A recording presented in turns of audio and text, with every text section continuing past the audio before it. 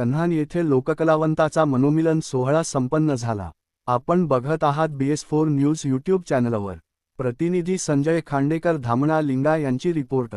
रामटेक लोकसभा मतदारसंघातील माजी खासदार प्रकाश भाऊ जाधव यांच्या जन्मदिवसानिमित्त 5 एप्रिलला भव्य मेळाव्याचे आयोजन। ज्ञानगंगा सांस्कृतिक लोककला महिला सेवा संस्था, जनहित लोककला सेवा संस्था तर्फे करण्यात आले होते। आयोजक संस्थेचे अध्यक्ष बाबाराव दुपारे तसेच संस्थेच्या सचिव निशाताई खडसे होते। कार्यक्रमाची सुरुवात मान्यवरांच्या हस्ते दीपप्रज्वलन करून तसेच केक कापून झाली। या दरम्यान असंख्य मंडळींनी आपापल्या कला सादर करत प्रेक्षकास प्रबोधन केले।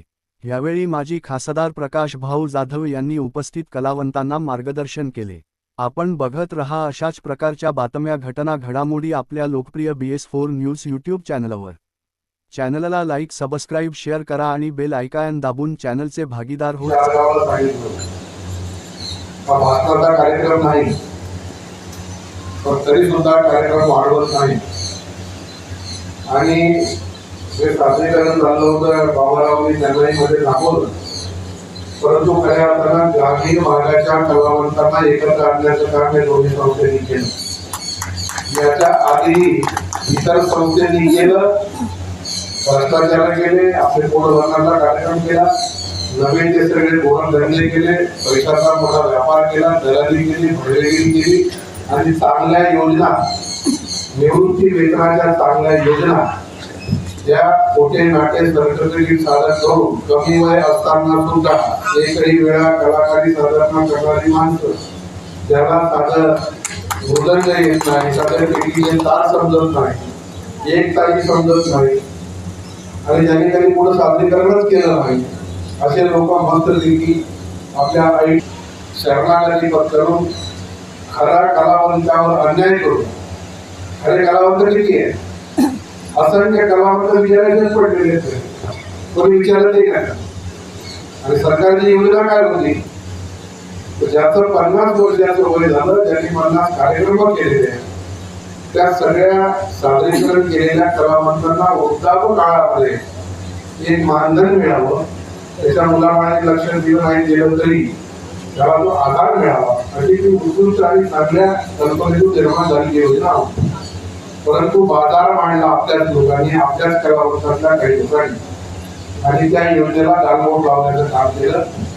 आपल्या मंडळीने अध्यक्ष बाबाराव दुपारे, आता मी बरेच वर्षापासून त्याच्यावर कामाला जमलो, सचिव निशाताई खडसे, हे दोन्ही माणसं पूर्ण जिल्ह्याच्या चौफेर फिरत होते। ते सादरीकरण करण्याचं कारण काय? मला सादरीकरणाची संधी मिळाली, एक प्रमाणपत्र 50 मध्ये लागत आणि त्या सादरीकरणाच्या सन्मानातून मिळालेल्या या कागदपत्राच्या आधारावर उद्याच्या निवृत्ती वेतनासाठी तुम्हाला सहकार्य होईल आणि मार्ग सुकर होतील, आज एक स्पष्ट होते। ज्या ज्या लोकांनी हे पाप केलेली आहे तुम्हाला महिन्या दीड महिन्यामध्ये दिसते। महत्वाचे लोक सगळे जेलमध्ये जाणार आणि या जीवामध्ये बोललं की ते जेलमध्ये सुद्धा माझ्या हातात जाणार, ते काम महिन्या दीड महिन्यामध्ये होईल। आणि दुसरं महत्वाचं असं की आपण काही गोष्टी घोषित केलेल्या आहेत, तुम्ही काही पैसा वगैरे काढत नाही, एक नंबरचे तिकट तुमचे अध्यक्षांसाठी आणि म्हणून या ठिकाणी मी जाहीर करून टाकतो, मागे जबाबदारी आणि 6 महिन्यापासून भाऊचा प्रयत्न चालू आहे की सरकार कोणतेही असो, त्यांनी सांगितले की ते अधिकारी असो की शासन दरबार असो, जो करणार नाही, जोपर्यंत आपण एकत्रीकरण करणार नाही तोपर्यंत आपल्या कलावंतांना न्याय, जो आपल्या हक्काचा आहे, कलावंताच्या हक्काचा आहे, ते मिळणार नाही। म्हणून भाऊने सांगितल्याप्रमाणे आज आपल्याला मी पण सांगू इच्छितो की या कला क्षेत्रामध्ये आजही भरपूर साऱ्या संस्था झाल्या, संस्था आजही आहे, संस्था कार्यरत आहे, पण जिल्ह्यामध्ये जे आपले ज्ञानगंगा सांस्कृतिक लोककला महिला सेवा संस्था आणि जनहित लोककला महिला संस्था हे अख्ख्या नागपूर जिल्ह्यामध्ये दर महिन्याला जिल्ह्यामध्ये कुठे ना कुठे कार्यक्रम होतो आणि म्हणून मी अध्यक्ष या नात्याने आपल्याला हमेशा सांगत असतो मी की बाबा रे, आपण महासंघ कसा तयार करायचा आहे, महासंघाचा मतलब काय आहे हे तुम्हाला कळलं पाहिजे. आणि म्हणून आपल्याला हात जोडून नम्राची विनंती आहे की आपण महासंघ कशाला म्हणतात. महासंघ म्हणजे आपण जोपर्यंत आपल्या मंडळाचं रजिस्ट्रेशन करणार नाही, ते रजिस्ट्रेशन करून आपण आज जवळपास आपल्या संस्थेला 41 संस्था आपण केलेल्या आहे आपल्या हाताने. आणि जवळपास मला वाटतं ह्या समोरच्या महिन्यामध्ये म्हणजे 50चा टार्गेट होऊन जाईल अशा आपल्या 50 संस्था झालेल्या आहेत.